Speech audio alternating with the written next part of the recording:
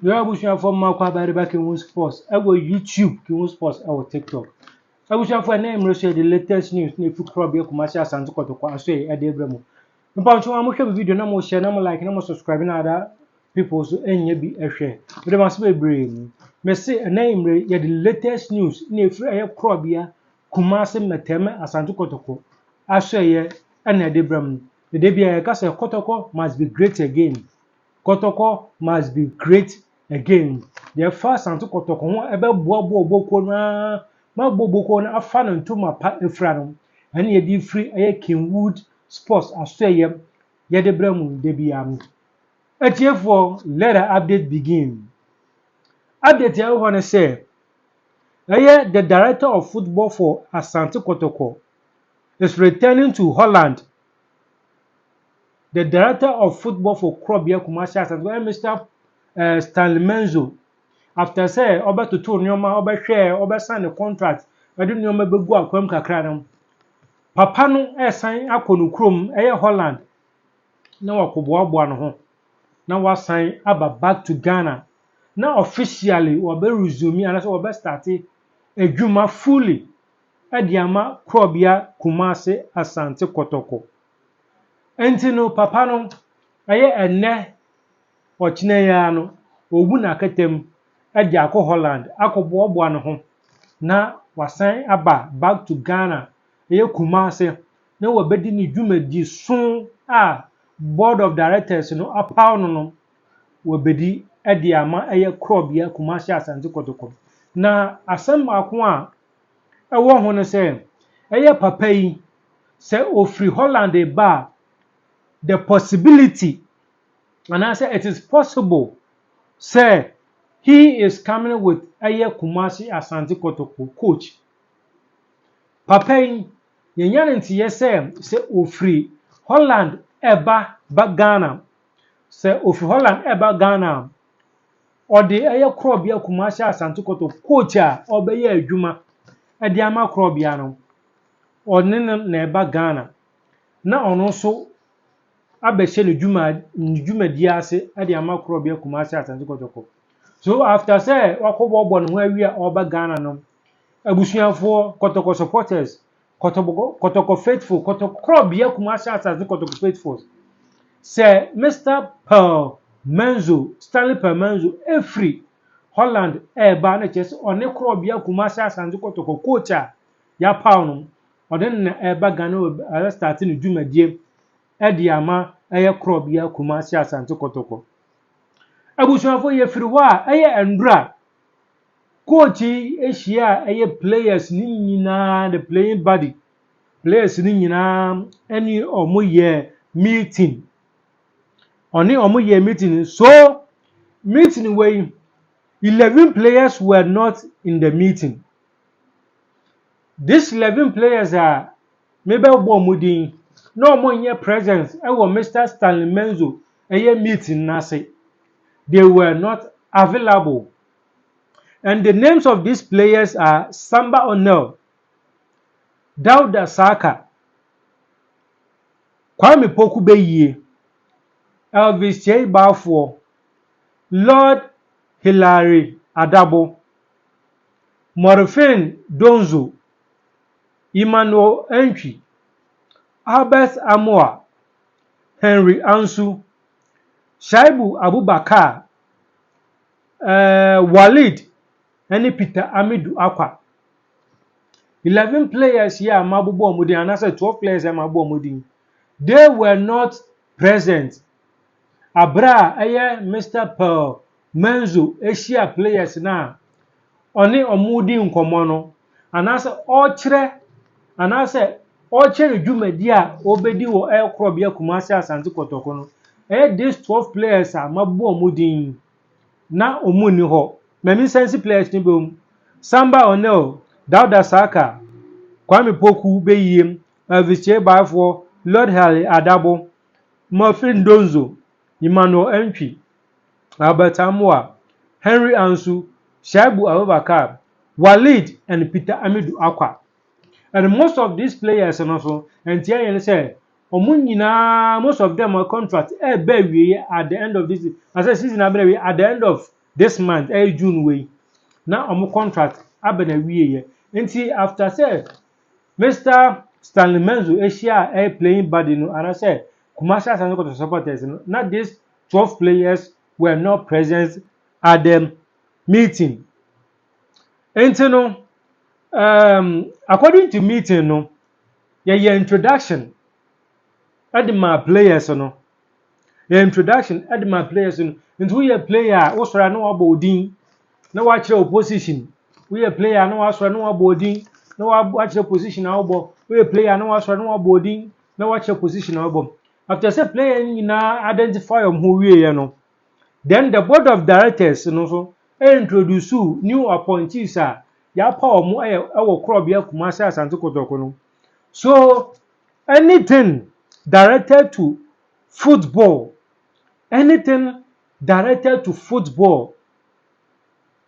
the person in charge or responsible for this position Mr. Pelmenzo.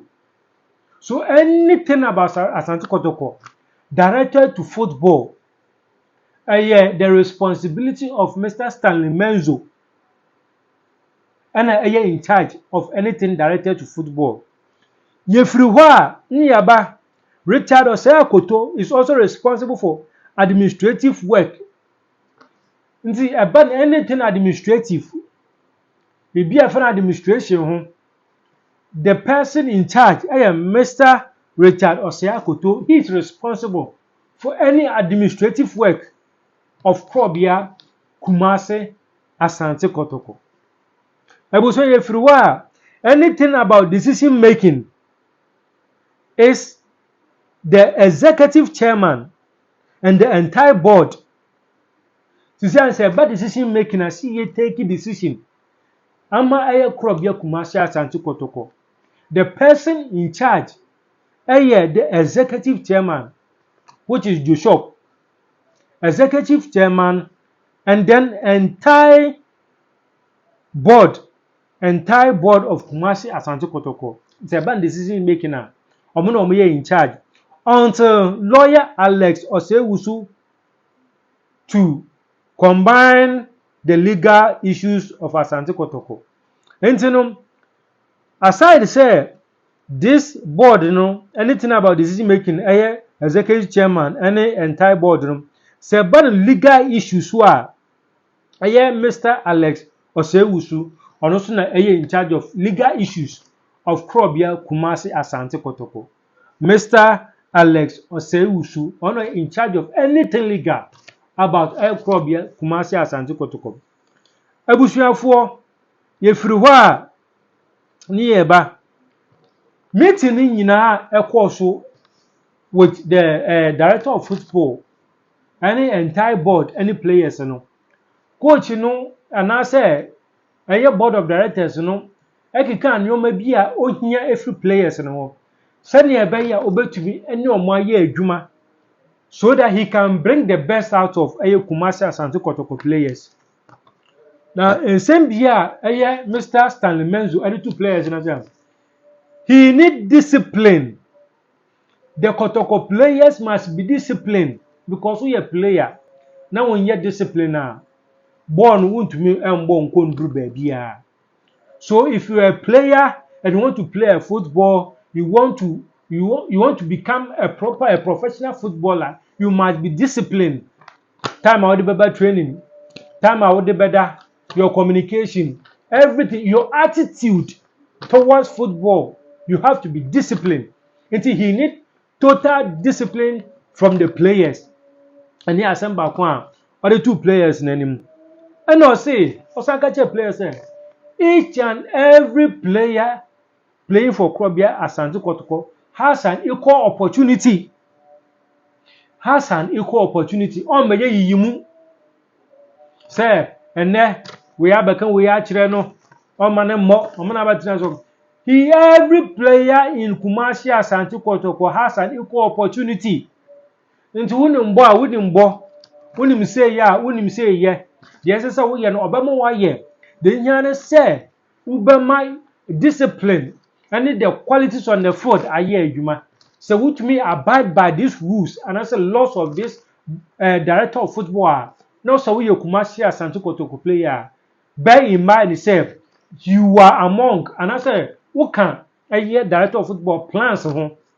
So if you are a player, every player has an equal opportunity in Krobia Kumasi Asante Kotoko.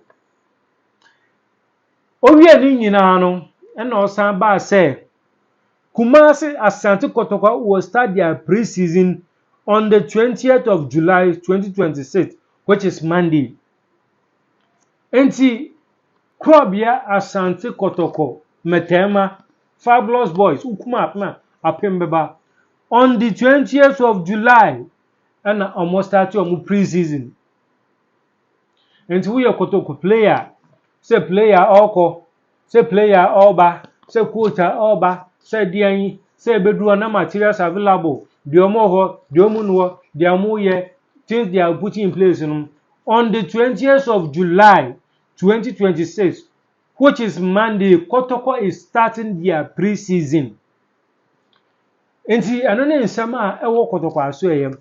And asem ba I want to say, director of football no assign and make sure say and answer what they are two board name say. Kono o kon ombra no na offices and nyoma obehia ede aye adwuma no. Say if not permanently, temporarily aye adwuma or the best starting adwuma die e wo Krobia Kumasi Asante Kotoko. Na ebusuafo Kotoko faithfuls, Kotoko supporters, Asante Kotoko Metema die hard fans.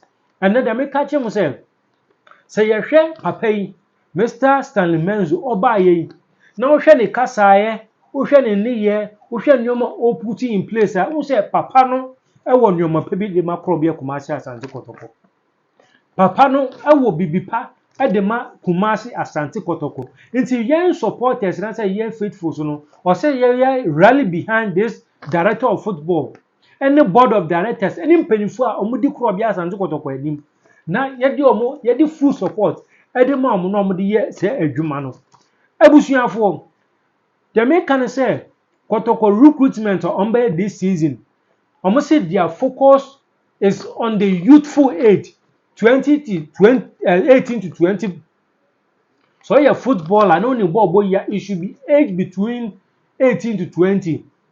Above 20 a player, exceptional player bia yen no Kotoko with his experience and in your ma bo Krobia na Krobia aye. And we are 18 to 20 years so no say we are 18 to 20 years and I say you should have an experience. You should be an experienced player. Until this season here, I'm hoping and glad to say there's going to be a strategic signing for Kumasi Asante Kotoko Soccer Club. There is going to be a strategic signing for Krobia Kumasi Asante Kotoko. And one thing I'm passing Masama we are when he said, so you're Kotoko fan, and I saw your Kotoko supporter. Next season, the first one you say, change Nachi Kotoko Ngoji trophy. Change Nachi Kotoko Ngoji GPL. Change Nachi Kotoko Ngoji FA Cup. This board of directors, any director of football, Omuju Medie, any Omoshi Shane say, they are come to build Kumasi Asante Kotoko. Send your beya players no. One thing I'm person my no Kotoko team here yentumi ton players. Yentumi ton player kwa same player playing babo 1 season 2 season then the contract as no go free Kotoko nya capre. Inti this board of directors the decision and I said Adem Bakwa Kotoko once Kotoko is competing in the league and continental trophies Kotoko must be able to sell players to earn money. Kotoko players must be available and I said ready for European market. Because untumi and boku and I said untumi until club abra untumi ton players enyeska. De biano neska sikana muderano football club and he free by abra untumi ton players. And today biano Kotoko struggle. But this current administrative and I said this current administrative say almost Tilishin said, while Kotoko is competing in the Ghana Premier League, FA Cup and Continental trophies, Kotoko must be able to sell players outside to earn money. se no be yam betumi dia bɔ Kumasi Asante Kotoko ho bra nti so we supporter na wunya obi a wo this mindset o di lead boboko na kai hunu se nipa no owo bibipa e de ma kro be Kumasi Asante Kotoko Kotoko must start playing total football yehia Kotoko Stephen Odrom Kotoko no Nana Hindua you see Chipsa Michael Asante omu Kotoko no ene yehia bi ene yi because Kotoko isi abɔ na yebɔ yehu baabi a yekɔ na yehu baabi a yeba nti we have to get one direction baako a yede Kotoko kɔ na be ya Kotoko will be great again abusuafo mama yen nyina ye fa support entai papa yi Mr. Stanley Menzo any board of directors any mpedifo ya power mu nyina no any coach ya ba mama yen fa supporters mama yen fa support entai omu achi ni yen jai say Kotoko win trophies Kotoko ayese yen mo mpa ye say yen fa mpa bo entai omu achi say dwumadi bi o mbedi wo Kumasi Asante Kotoko no e be successful abusuafo ene we update amde bremo me mpai bo no say Kotoko will want it to be Kotoko will be great again Kotoko will be back in the olden days ani enim Asante Kotoko no nti mo man nyina ye fa mpai bo kro ye odo ye mfa ntai bo boko nachi ne bo boko no enye yie emfa ma yen supporters Asante man Ghana man ani wiase nyina yen sen enhu Kotoko biom se ye ne sei yenim se Kumasi Asante Kotoko be fa no ntuma pa e de afra but ma so bia de se de bia mo hwe Kenwood Sports e wo YouTube but wo hwe video no nya video ya na wa subscribe ba me wa share na do comment so aba se me kan bibia man kan ya but me do comment na ba na wa correct me se na be ya next time no maye ni ye nti mo subscribe mo share mo like na Kotoko faithful no omunya videos bi nhwe but ma so bebre ye be san share bu nya me hire mu nyina bye bye